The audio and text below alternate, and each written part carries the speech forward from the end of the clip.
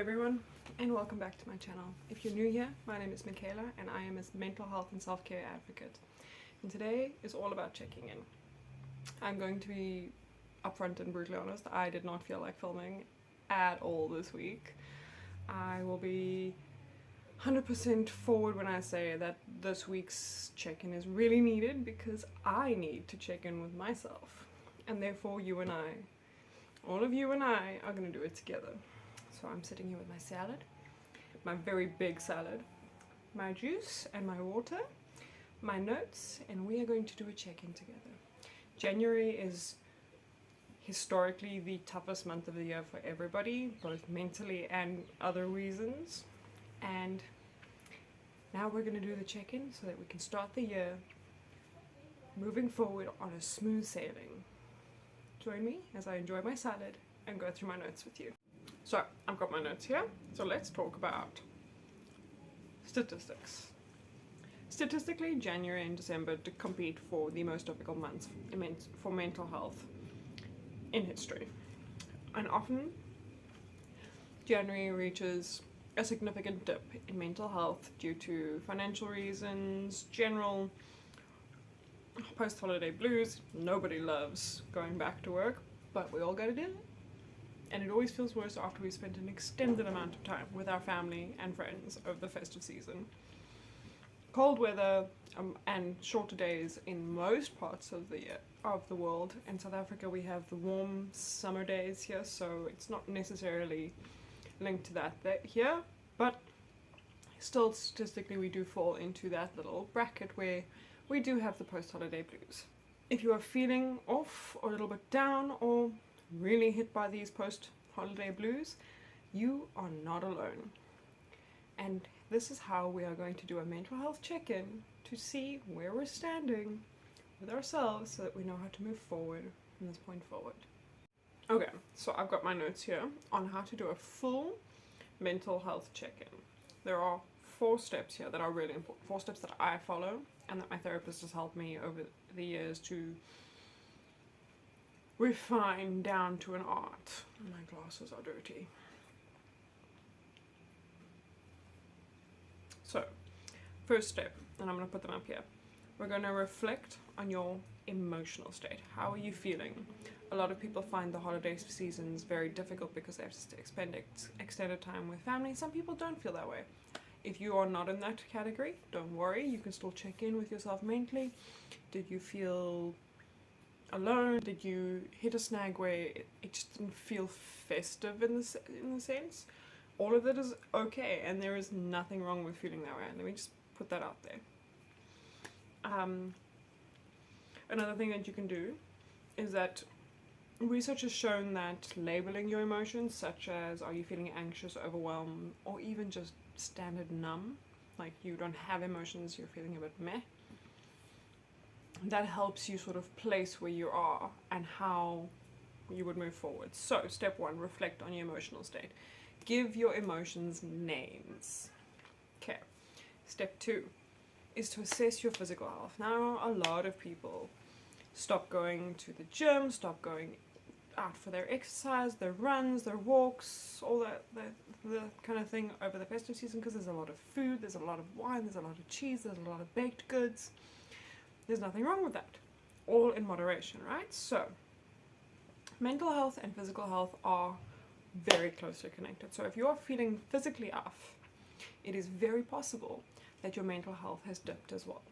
So, are you sleeping properly? Are you eating regularly? Are you eating properly? Not leftovers, not the fatty waddy leftovers of the gammon or the fruitcake or God knows what else you had. We had so many leftovers. Are you moving your body? Something that I often stop doing in the festive season is I stop going for my walks. My walks help me clear my head so much, and because there's so much to do, I tend to stop doing them. So studies show that regular exercise helps mental health and helps physical health, whether it be a short brisk walk or a session in the gym. Make sure to assess your physical health next to your mental health and then start moving your body. So now we're moving on to step 3. Step 3 is to try and evaluate your daily habits. Something that my therapist often has me do whenever I'm in a bit of a weird mood is take a week, so between sessions, take a week, and go and keep a journal of your moods, what you're doing on those days, and how it's affecting it. So that means you're not tracking a pattern, right? So look at your daily routines. How are they supporting you? How are they draining you? Obviously, work, we can't change those 8 hours of the day, right? For most of us, we can't change that, but we can work around it. So what I can do now is I can go to the gym, I can have my swim, I can go for my beach run, I can have my salad, which I'm halfway through at the moment, and I can just assess what's positively affecting me and what's negatively affecting me. And in this little journal, or in this little notebook, in this little, you can even do a digital journal. There's some great digital journals, or you can do it in your notepad on your phone. So evaluate your daily habits, note how they're making you feel, note what's draining you and what's affecting you positively. Note what changes you can make, and try after the first week to slowly adapt your habits. So if you are coming home from work and sitting on the couch and watching TV, or coming home from work and going immediately to bed, adapt that habit a little bit. Maybe go for a run first. I know it's horrible to think, oh, do I really have to exercise straight after coming home from work? Do it. I promise you, it makes the world of difference. And maybe you'll notice something about yourself that you didn't know. I found out that my worst moods were often after a morning shift, and I didn't sleep properly, so then I go to bed earlier. And I do my exercise in the afternoon when the sun is still up. So now we're going to move on to step number 4, is check in with your support system. Who are your go-to people when you are not having a great day? And do you have that group of people to start with? If you don't, now is the best time to start. Listen, you're going to be my go-to buddy. It is difficult, it is hard to admit that you need help. It is always hard. If you're feeling isolated, it is always great to reach out. The best thing is to reach out, whether it is to a friend, family member that you trust, a community, or a therapist. Which leads us to the next part. What to do once you've done your 4 steps, these 4 steps, once an evaluation is done. Right, so option 1 is to seek professional help. And yes, I'm reading my notes here because this is so important to me. It is, I can't tell you how many times this process has saved me. And I want to make sure that everybody on this planet gets the option to feel better about themselves, to do better. You are noticing that you have this recurring sadness or other symptoms that are interfering with your daily life, so moodiness, irritation, that kind of thing. The best option, and the one I advocate so much for, is to seek professional help. I believe 100%, 1000% in therapy. It has helped me, it has helped so many other people, and, excuse me,